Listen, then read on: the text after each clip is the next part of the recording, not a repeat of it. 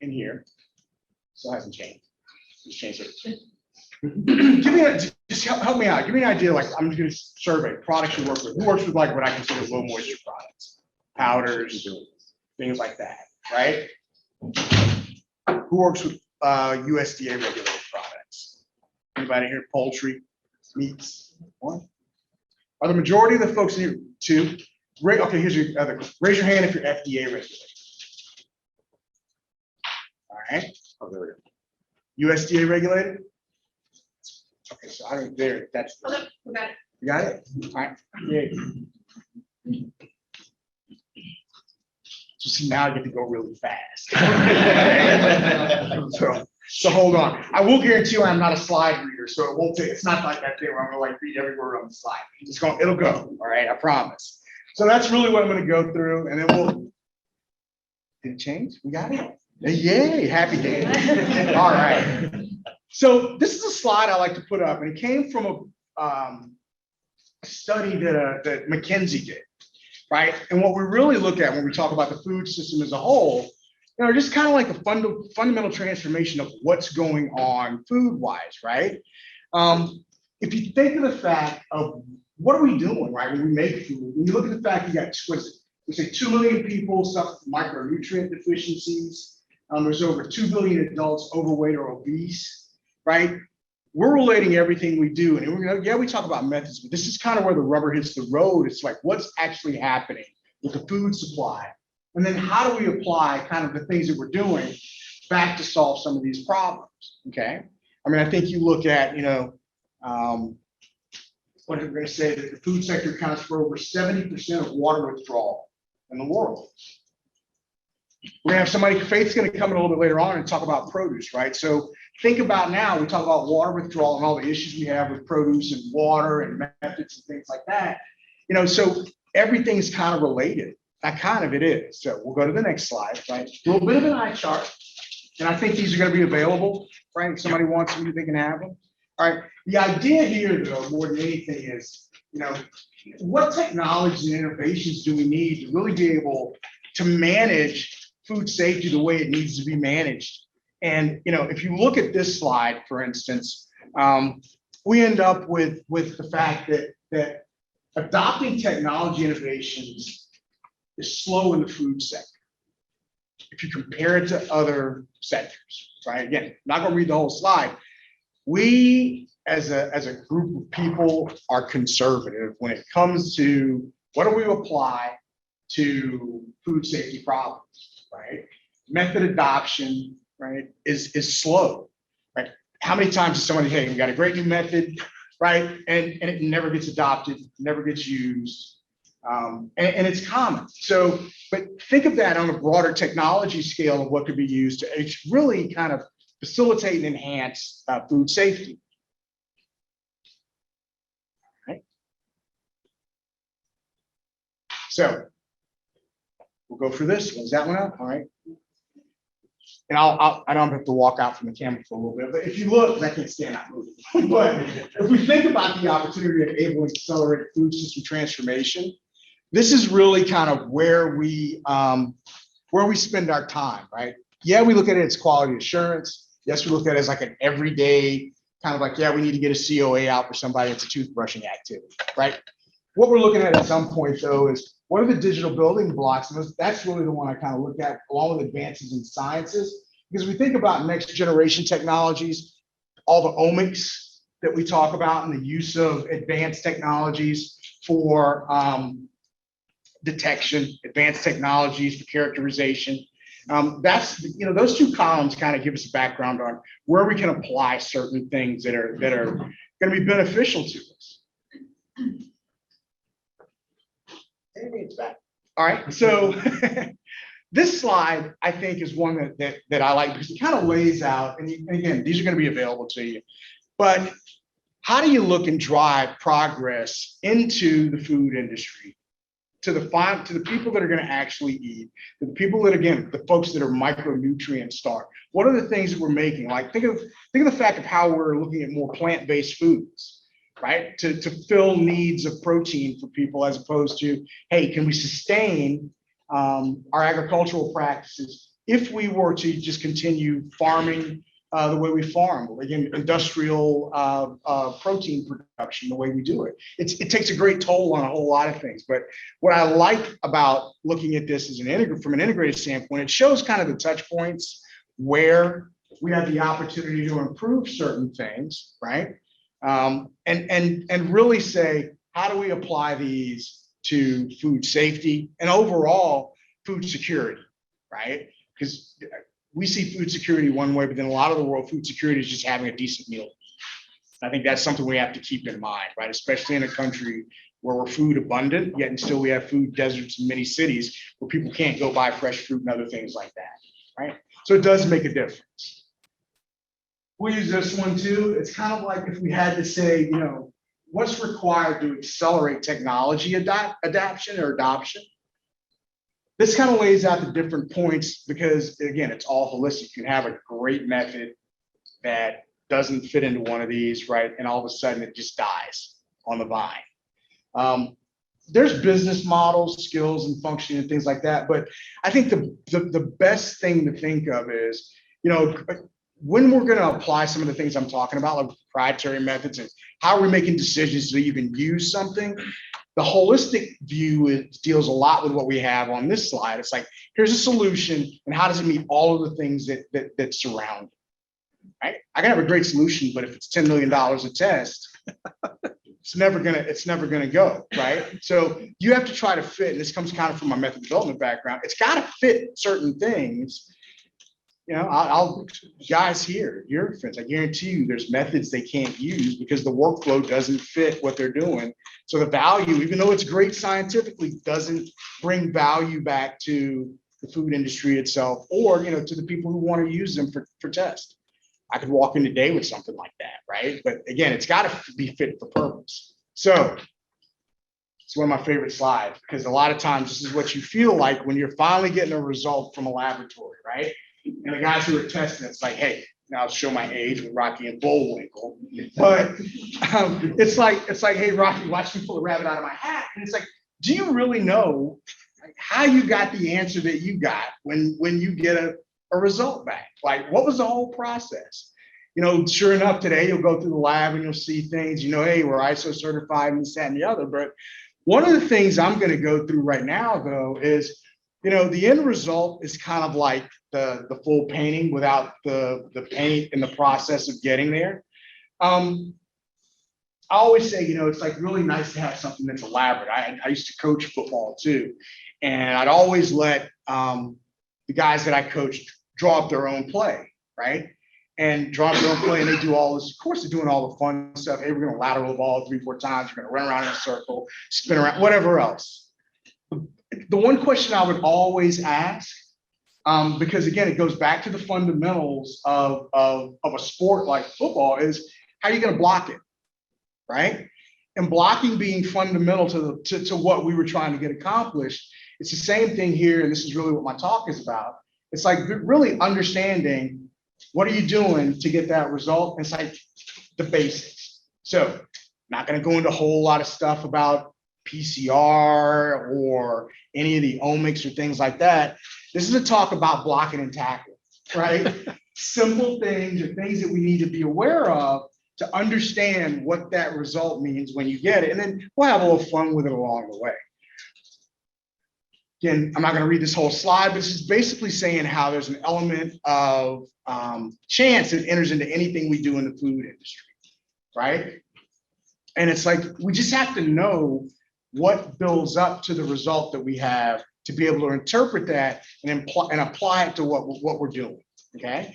If you know W.A. Shewart, if any of you guys have done any statistical process control stuff, right? You've heard of a Shewart control chart. This is who this quote is from. So if we talk about, you know, again, the technical side of this, if we talk about food testing overall, we talk about the one thing that I've always been pretty passionate about is sampling and testing itself is complex, right? It's not as easy as like somebody who comes in and tells you, hey, use this method. It's just not that simple. We know how much diversity just from asking the simple question in this room of how many food types are there, right? And the problem that we have, or one of the things that's a challenge, is that the process that we look at is pretty much the same for anything, regardless of detection technology. If you don't get the first portion of it right, the answer at the end doesn't really mean a whole lot, right? And then there's usually 3 categories for screening. I'm staying a little more on the pathogen detection side, right? I could go into the let's count them side, and that's a whole nother fun area when you really start talking about how do you make sure a plate count's okay. So we'll stay with just the stuff that usually gets you in trouble. But the challenge of that is getting enough target capture to create a reliable result, right? And that's the main thing we're trying to do, right? You want reliable detection, you want a reliable result. So what does that mean? Microbiological analysis isn't really going anywhere. It's always going to be used as a part of trade. Has anyone here not had a situation where somebody says, hey, do you have a specification for that? Or what's the standard for it, right? If you make a product that you ship to someone else, I guarantee you somewhere along in purchasing, somebody said, here's the spec for what you make, and you know what you have to comply to even move something in commerce, right? So, when we talk about microbiological data, it's important to determine compliance with food safety objectives, with anything you have that says it's okay to either eat it or it's okay to move it from one place to another. That's what's really important.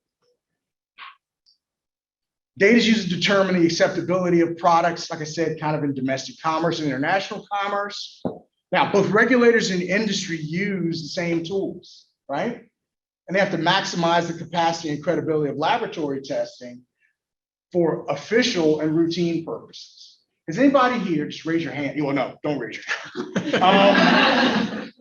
The question I have more times than not is, if you've ever been in a situation where you've had a market withdrawal, right, or a recall that you had to live through, you'll understand the difference between like how the regulatory side of the world will handle that and how you handle it inside your company. Right? The level of documentation and everything else you have to go through. But the main things you're going down thinking about, all right, all of a sudden now my results mean something, and the validations and the verifications and all the things that go with generating a result now have legal ramifications. And that's the one that I know kept a lot of people up at night, right? The infamous Friday afternoon call, because it never happens any other time. I'll get career example when I'm working at Kraft, and it's probably the worst phone call I got, was on a Friday afternoon. I get a phone call and go, hey, from a laboratory, we have, you know how to come, they send, the plant decided to send the samples in for USDA to test and things like that. But hey, we gotta think about this.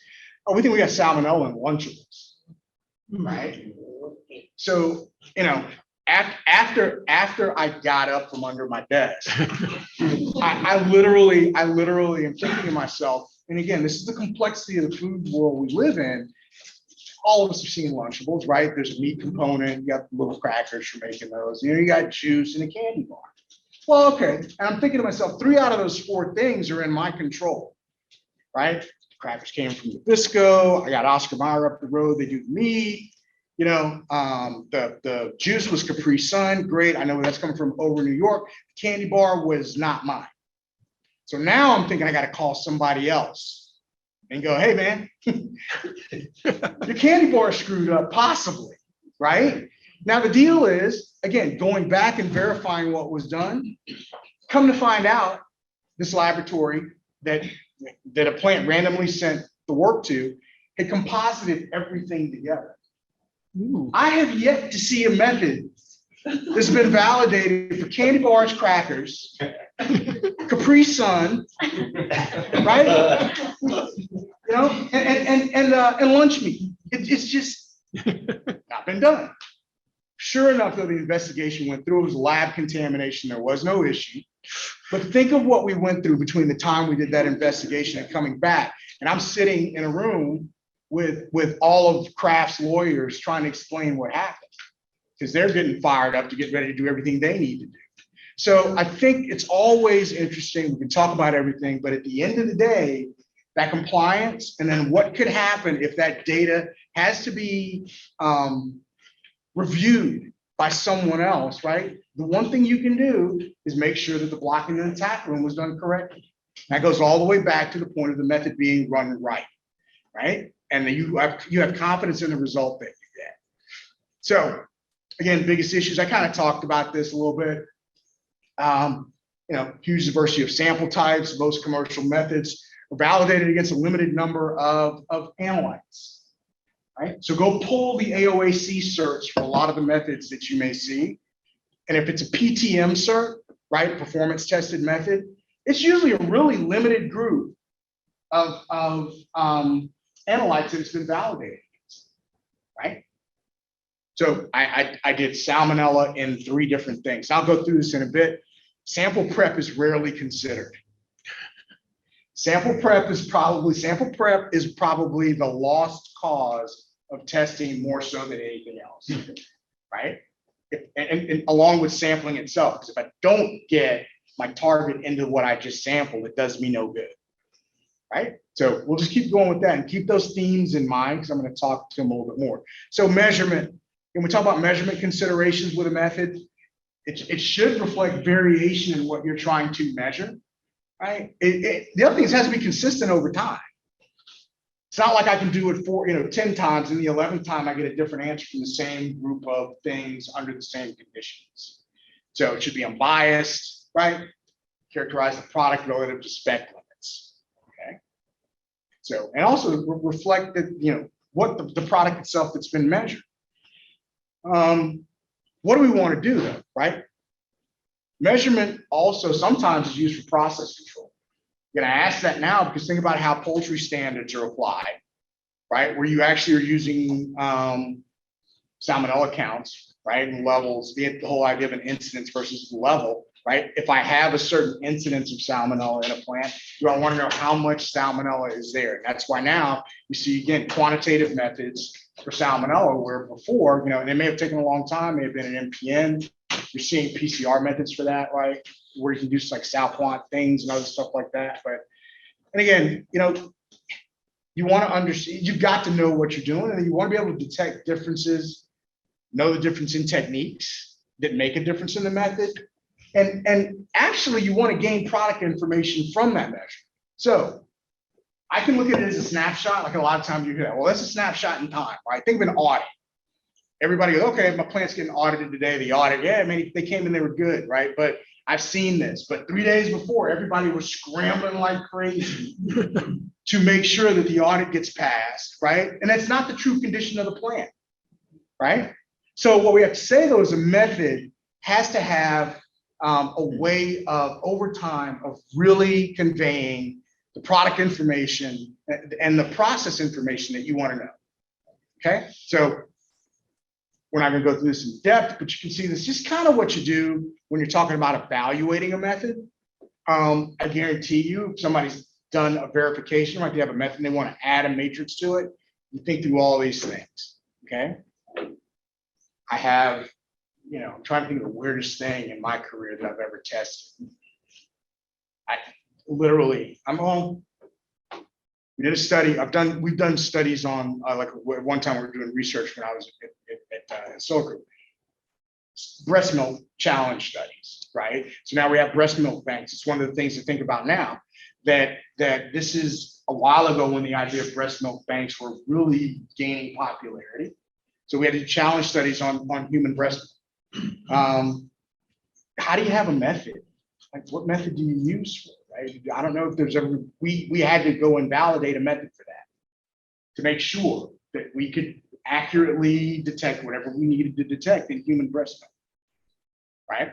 So again, is that a method though that we validated that would have been anywhere in anybody's compendium or anything else like that? No. So that's one of those private methods, right? But does it work? Yeah, it worked well. I can think of a bunch of other stuff like that, but that was one that I want to give an example of. Method validation is about reliability, okay? Where, how many of you do your own testing on site? Any portion of it at all? Like, do you have a lab? Do you do any pathogen testing on site? No. Was that nope? That's pretty consistent. That is a pretty consistent response nowadays, right? No, definitively, right? No. Do you? No, I don't. But think about the other things you do. This is still very much applicable. When I was at Craft, we had 70 labs in the system that we had to make sure we're doing things differently because they made different products. I always used to say I had all the fun stuff and the East Coast had Oreos and Capri Sun. I had dairy, I had meats, cheeses, all those things with everything that came between Madison and all the other plants that we had, right? So those are a lot different than the other products. But again, we had to go and do verifications for all different types of stuff, validations on different methods. We had to make sure they were reliable. So when I consider what I'm going to do with a method, am I going to be able to see that the numbers or the product or whatever that I'm using can actually tell me if something's different about what I'm testing? And I say that when it says measurement unit reflects variation, that's what we're saying, right? If I have something that has a nuance to it, is the method able to detect that nuance and tell me it's fine?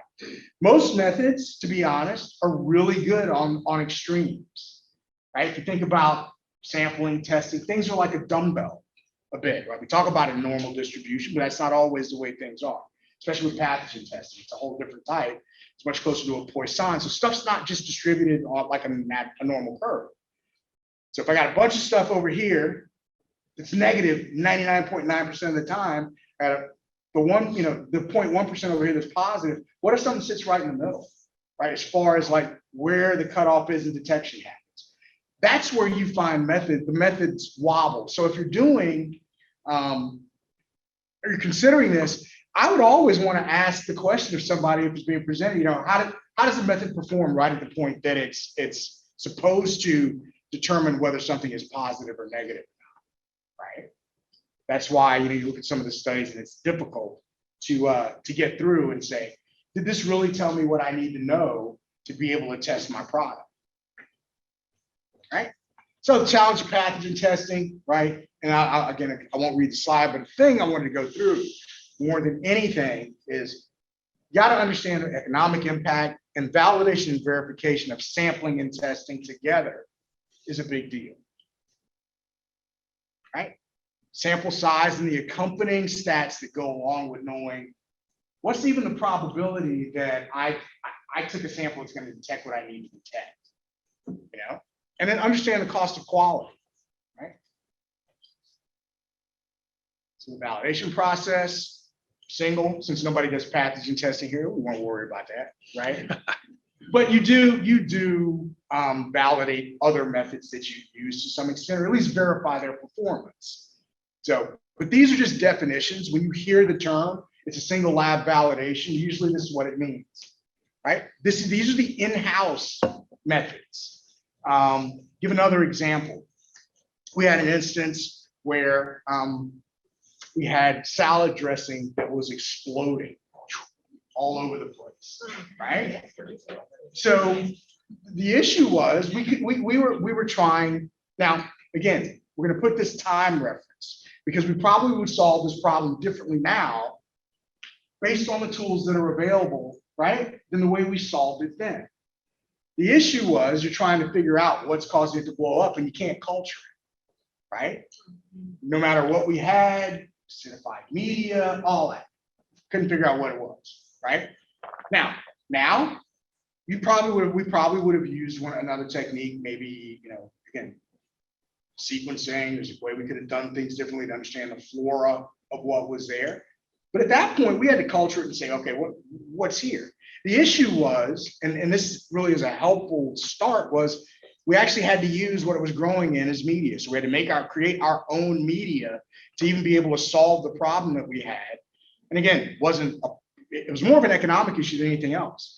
But single lab validation, right, of a single product type for a single method, right? By the time you get to 2022, I think there's solutions now that will be different than the way we did that. There's paths that you can take that are different. Bottom line is, though, at some point, there's still a need at times to grow things in culture, even to understand a problem like this, right? Intro laboratories within a lab, right? Look at quality things there. And what type of statistical measures you use. It's important to know those. right? Are you going to use, or you do multiple analytes? These are questions you can ask a lab that you use too. Like, do you have similar products to mine that you've tested, and then verify the method performance against those product types? That's a question I asked every lab that I dealt with, right? Not a whole lot of people say they had validated anything for something like, hey, things like hot dogs and things like that. A lot of people have used. But sometimes when you get to special formulations and things, certain types of processed pasteurized cheese per se, it may not be the same, Internal laboratory, we look between them to see what's going on, right? And usually, if you're running a large laboratory group, this is where something gets expensive. If you're trying to do, for instance, when we used to do work in Europe, what they call a ring trial, what we would call here is part of a method evaluation of, like, this is the collaborative study that you hear of from AOAC, right? We're sending the same thing to a bunch of different labs to see how it performs, and it's very expensive. So just kind of look at the validation process as an overview. You've got, measurement, evaluation, verification, and you kind of summarize all that to say, hey, this is what we're going to test with. This is the test we're going to use, and here are the performance parameters. Go through this. This is kind of the AOAC technical requirements. These have not changed a lot, but these are the things that they measure. I think the interesting thing is if anyone here, how many people export anything that they make here? Does anybody have export stuff? So ISO like methods aren't really that important if you're not, which is okay. If you export it all, the harmonization between ISO and AOAC will be important if you ever get in that situation. So I've had to deal with that to make sure that you have methods that work the same way, right? Method claims, got all these different matrix categories where things could fall in. That's a lot of different stuff. So if you have to decide, which category does your food product fall in, does anybody not see something they make up on that list? Like you're completely off the grid with anything that's up there. I usually ask that question. It's pretty comprehensive. The cool thing is if something falls in a category, you can get a feel for where you start, right? Food types, bunch of different ones there, right? And again, these are things to think of with your own products to ask someone who's doing your testing for you, right? And if you're doing testing, be able to say, hey, we cover these food types, we've already got them in our system. I mean, we did that all the time in a contract lab, right? We would make sure we could tell a client what we already had expertise in testing, right? And a lot of times we were doing those internal validations, verifications, right? More food matrices, there's a bunch out there to think about. Here's one of my favorites, right? When you go through, now I guarantee you I get a lot of hands on this. Because of FSMA, and there's a lot of FDA regulated folks that raise your hand if you do environmental monitoring in your plant. Give me an idea, right? How many do listeria environmental monitoring in your plant? Okay. Here you go, right? Normally, these are the surfaces that you think about as part of what would come to you as a validated method. I look at that and I ask, are there any other things you could use or any other things that are off that list? That's something you guys can think about too. It's very easy to turn around and say, hey, you know what? Those are surfaces, but stainless steel is really interesting, right? Because how many grades of stainless steel are used in plants? On a dairy plant, it's one thing. If I'm doing another thing, what I mean? I know there's different grades all the way up to a highly polished finish, but it's something to think about again. What's the surface that I'm using? This is just important. Or what surfaces I'm going to need to test? Because then you're going to have to think about sampling. What's the best way to sample the surface that I test to get the most reliable answer, right? Primary production supplies, right? Boot socks, litter, drag swabs, all from the poultry industry. These are the claims that normally come through that you see by AOAC, right? You'll know kind of what matrices are there and what's been tested. So if a a lot of times you can look at these and maybe find something to do. But again, if I have to look and say a method that exists does not solve my problem, and now I got to go back to, I need something proprietary, but I want to make sure it follows a validation scheme. You can kind of look at this and say, okay, where do I fall in these categories for both a performance tested method and an official method of analysis? Again, when I did this earlier, the single lab validation, if you ever needed to do something on your own or you ever needed to go to a lab and have it done, single lab validation is normally a lot of times where it falls. The only problem is, a lot of times in the contract lab world, if I have to do that, it's like a little more expensive because you may not run a high volume of it, right? You're actually asking for something custom. That's again, a private method, not something that's readily and commercially and used as what I call, like, say, a community method. That's already a method in the BAM, right? In the compendium or somewhere else like that, in the MLG, right? So this is just kind of a way for you guys to have a listing of kind of where things fall between AOAC and ISO. And this is for qualitative methods again. You know, I'm not going to read it, but you can just see kind of where things fall out. More of the same, right? So the cool thing is with this stuff is at least gives you the idea of, you know, AOAC is here, ISO is here. What's the difference between the two? Because sometimes the ISO validation for a single lab or for a proprietary method is actually easier for you to manage than sometimes what the AOAC is, right? So let's talk about some of the studies, right? And this is some of the things that I looked at again. When we talk about like applied sampling conditions, because I've always said this is where you start a method, right? So you want to make sure you're doing the best you can, again, with any pathogen environmental monitoring that's done. The idea is to find as much as you can. It really is, right? So understanding what you're doing with the sampling and stuff is important. But in this case, right, we're talking about environment for 2 meat processing plants. 3 different sampling methods are used, right? 240 samples were collected and tested.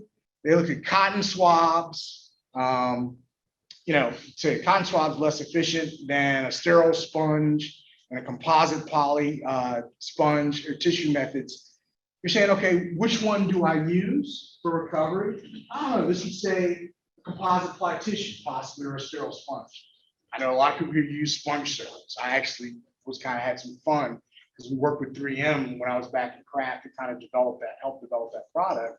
Because we got tired of having our guys go out and trying to manage a sponge in the Oscar Mayer plants by, you know, flipping a glove over their hand, and then they gotta flip the glove back over to try to catch the sponge in it. Sponge sickle made it easier, so we were able to kind of work with the folks who developed that to actually get it put into play. But sampling is important, right? Testing itself. We talk about specificity and detection methods, right? With conventional culture, Petrifilm, and Listeria plates, for instance, lateral flow immunoprecipitation, and also automated PCR, right? Again, you look at facilities, 100 positive, 100 negative samples, which is pretty good. They're split down the middle, right? Supposedly you flip a coin, you got a 50-50 chance of figuring out what you got based on the method. But just looking through these, right, and looking at the techniques, it's like when you start to combine pieces, right? That's the issue, not the issue, but that's really the challenge with a method is, all right, I can dilute something, put it in a tube and test it, and it looks great. But now I'm starting to add variables with sampling and other things like that, that make a difference on the reliability of the final method, okay?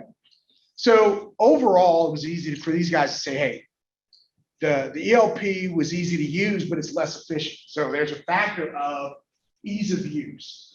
And I've seen many times that something will get chosen based on ease of use. Nothing wrong with that.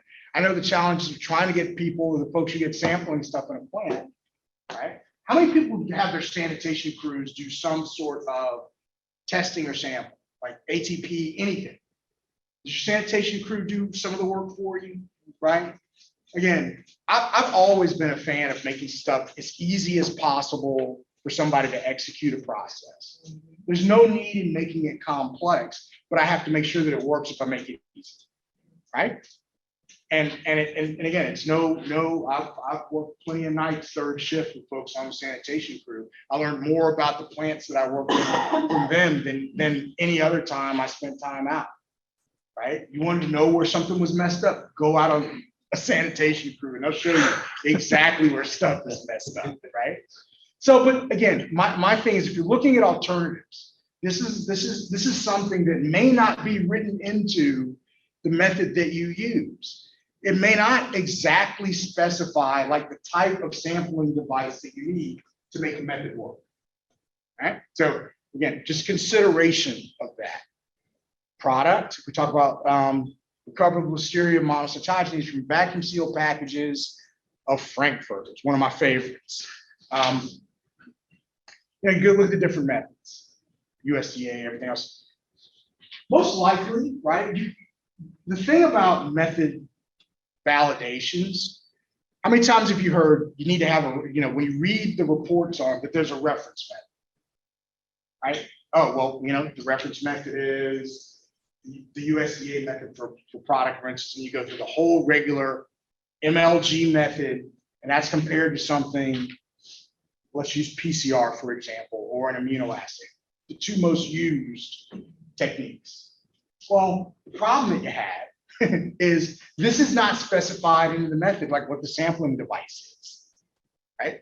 They try to keep it, whether it's a rinse or something else, but you always want to understand exactly what you're doing. But if they talk about this sampling rinse, we look through the data, the bottom line on it, they talk about the efficiency of recovery, right? And composite methods and things like that. You see variation in the results that you get based on exactly how you sample the product. So yeah, one part of it that's good. Again, we got to have a reliable result. This is part of that, what I'm saying, the basics of getting a good answer and having confidence. You may have to optimize the way you sample, right? Now, the one thing about the MLG and the one thing about USDA, they're extremely prescriptive. On the FDA side, you have a lot more leeway. And that's where I think you have to pay attention to kind of what you're doing a good bit, simply because you might have 5 different vendors for the same sponge, right? But have verification at one. You hear now there's studies. This sponge is better collection than the other. Okay. How do I go back and really evaluate that and understand it in my process? So this is as much of a watch out as anything else. Here's the one we talk about the product itself and how the data was collected. These are from real studies, okay? The composite enrichment method or the USDA product rinse method in determining the presence or absence of L mono and establishing levels that may be on the surface of ready foods as such as Frankfurt, right? It says the rinse method was more sensitive. When you send your stuff to the lab to be tested, are you specifying that? Possibly. But again, it's really a lot different for everybody. The cool thing is there's enough data and understanding where the variability lies. You know the right questions to ask to make sure you're getting the best answer for you. This is one of my favorites, right? I said I wasn't going to talk about omics and stuff, but I did some work with some folks because cannabis is part of food now. I'm not dealing with like, this is looking at my mycotoxic fungi. So now we've stepped into, because again, method development wise, and you talk about things that create, I'm not going to say issues, but I've seen many a method that worked perfectly up until you put something in it that inhibited the PCR reaction, right? You find things like chocolate has phenols in it, and the phenols are kind of nasty on the PCR reaction. But chocolate's always kind of hard to mess with. So when you talk about cannabis and the active ingredients there, now some of the newer techniques that are used, right? We're talking about here using, the sequencing techniques. Maybe they're better, right? And I always say this kind of is the last example, because I think the challenge that we're going to run into is the step from what we're used to doing, the step to stepping into what we can do. and understanding the data that goes with it. If I can now look at the microbiome and look at the levels of organisms there and understand what could or could not be there, what does that mean? I mean, you see now methods being developed for salmonella where we're talking about pathogenicity versus just salmonella themselves, right? So there's further work that needs to be done. I think the challenges that we're going to come to next, I think we have a good understanding of how to validate a lot of the items that we have up to the point of methods that we have and use regularly, right? PCR has been used commercially for about 20 years. Right? It's existed longer than that, but its commercial use is pretty long and old. The what I say, automated immunoassays, the Vitus has been around a long time. It's a workhorse. I guarantee there's a lot of, at virtually every lab you go into, if you want a method that's been around, it's reliable, you'll run into an immunoassay like Vitus. There's other immunoassays out there, right? But the thing to think about is these are the techniques that are going to be applied and have to be validated. And right now, I'll be honest with you, there's catch-up being done. That's no pun intended, but there's catch-up work being done to get to the point that we can understand exactly how to validate and verify these techniques, right? This is not an easy thing to think about. If I were to say, I'm going to look at the microbiome of a product and, you know, I do the sequencing and there's salmonella there, right? And then we could say, is it virulent? Is it not? Pathogens are one thing. But when you talk about other types of things that could be, you know, important to the quality of a product, if I have a fermented product, and then making cheeses and stuff, we would think like that. So microbiome analysis can be really helpful there. Probiotic things like the drinks and mixes and things there, that can be really helpful, right? So I think, you know, I like to end with this because cannabis itself is a new area and there's a ton of work going on to validate methods there where it's being used for food products. There's a real kind of knocking of heads because the methods for this have fallen under the pharmacopoeia side, right? And how many of you are familiar with like what the US pharmacopoeia methods are like? It's a whole different level of sampling and testing. So now you're saying this is something that we're going to use in a food product, but as a raw ingredient, if I bring it into my food product, let's say I'm making something that's edible and we're actually using cannabis flower, right? It's going to be tested by, the debate is, do you test it by a pharmacopoeia method, which means I'm going to basically test 1 gram of it, or do I test it like food where if I had a fear of salmonella, I could test up to 375 grams or more based on the sampling plan. And the two haven't aligned themselves, right? So what you have in this area, this kind of brings me back full circle what I was talking about. So you have a lot of in-house methods for this type of work. You have a lot of pharmacopoeia stuff done, but the sampling plan doesn't meet the same levels of risk observation or avoidance, or you know, just saying, hey, I have a good idea what happens if I test 375 grams of flour, right? I don't know. Or I know that if I test 1 gram, I have very little chance of finding anything ever, right? It's not the same as me testing vitamins per se, right? So when you run into something that it's something where you're talking about a pharmacopoeia method, it's a really different animal. So that's where I think, you know, we're going to see the growth of the genomic methods that we're talking about, right? In a lot of instances, that'll be the next step towards I'm not gonna say just detection, but really understanding products. But guess what? Do we have one specification for commerce that's built on these types of methods? And the answer is pretty much no, right? It's not. So there's a lot of work that needs to be done, right? There's a lot of things to learn, but yet and still, when we talk about this, you know, it's an opportunity for a lot of method development to be done. A lot of proprietary methods will be built to handle this type of situation. The problem becomes when you try to make it a community method and everybody's got to do it, how do you make a decision on which one of those methods now is the best, right? I had the fun, this is the last kind of like work example I'll give. It's definitely a chemical thing. We'll go off the micro tip for just a second. If there's a chemist in the room, I'll make them happy.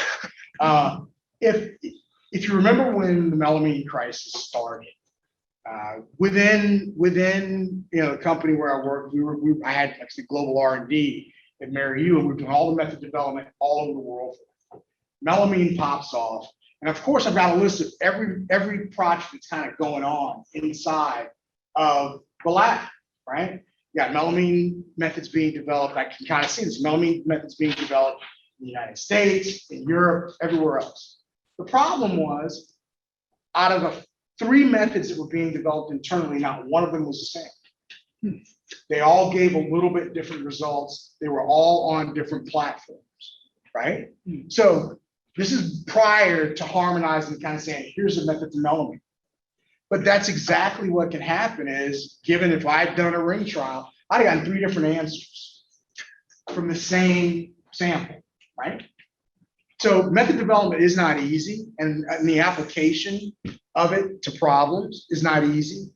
But I think if you take in consideration like a lot of the different items there, and really the crux of this was like understanding like what are the questions you want to ask, what are the things you want to know about a method, and the thing I'll say is this: it's perfectly okay to have something that's fit for purpose. So meaning it works just for my product, because guess what? If you got to go somewhere and defend yourself in court, right? You can always say the method was validated. Yes, it's a single lab validation and it's for this product, but here's the rigor behind the method and we'll stand behind the results legally. It's perfectly okay. Otherwise, you can use a method that's like used widely, if it fits. So, but here in summary, I just want to say methods need to be chosen that deliver the most reliable, relevant, and cost-effective information to a process. It's, you have a lot of ways, but it's relatively simple statistically to find valid protocols and then develop those and run them. If we talk about economic factors have to be considered.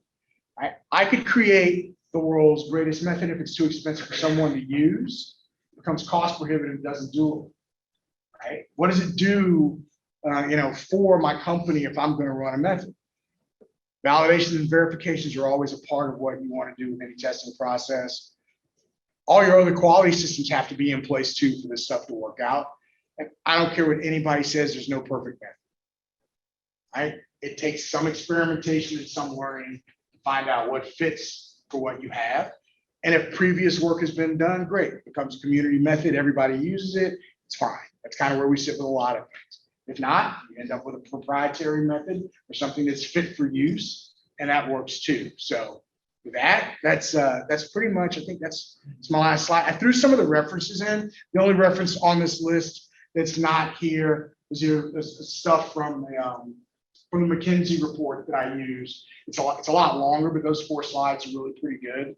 And then with that, nice way to finish, right? Go Dogs. And there's my contact information.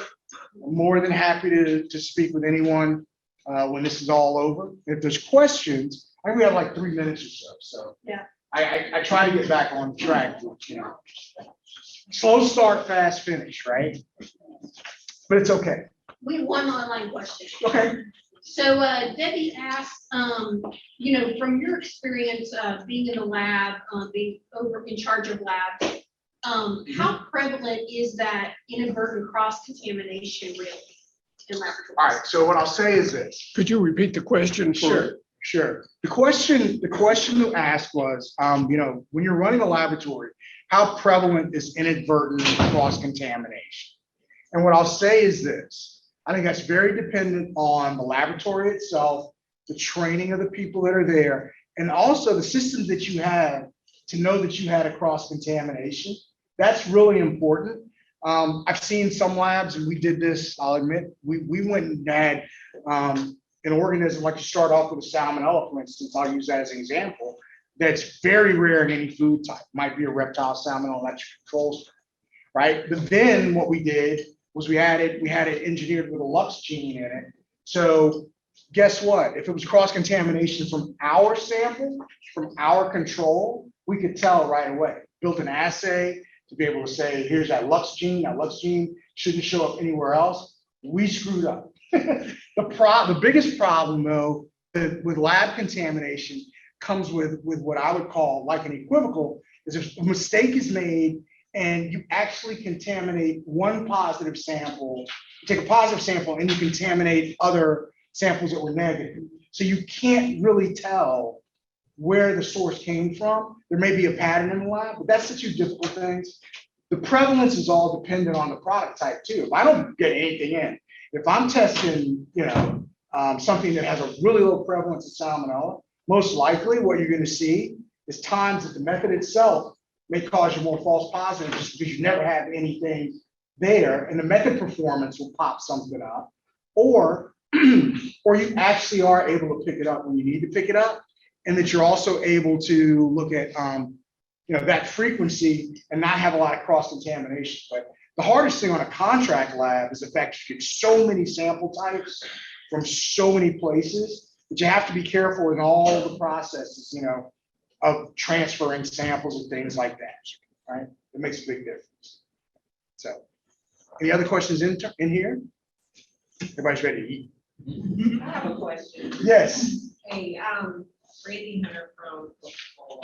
Yeah. So I really enjoyed your presentation, especially around validation. That's something that we really struggle with, especially bringing on new methods. Mhm. And so it becomes a huge opportunity for us to use external statisticians to determine statistical relevance. And I'm wondering, do you typically use third parties? So you mentioned Celsius. So there's a conversation going on for us internally around certain methods and statistical relevance. And I'm wondering, how do you determine that the statistical sample size that you've taken is going to be sound from that perspective? Because it's a little easier when you have 100 products coming off the line, Right. But when you have millions of products coming off, Right. one of 4 lines in a day, it becomes a little bit tricky, right? Yes. So Yes. just looking for some insights. Yeah. So the question is, again, how do you determine, how would you look at sampling and determine what the right sampling plan is based on either the product itself or the amount that's produced in a given day, or any given period of time that you want to assure that you're doing the right sample and sampling size, right?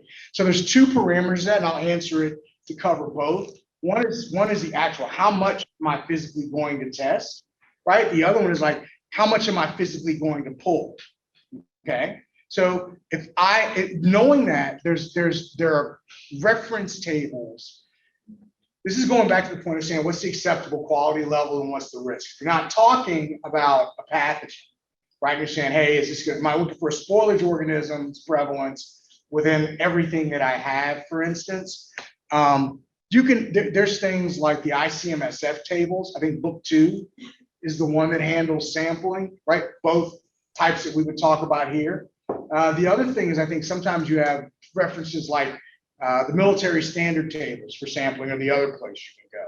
The main thing is there's also software now that you can generate.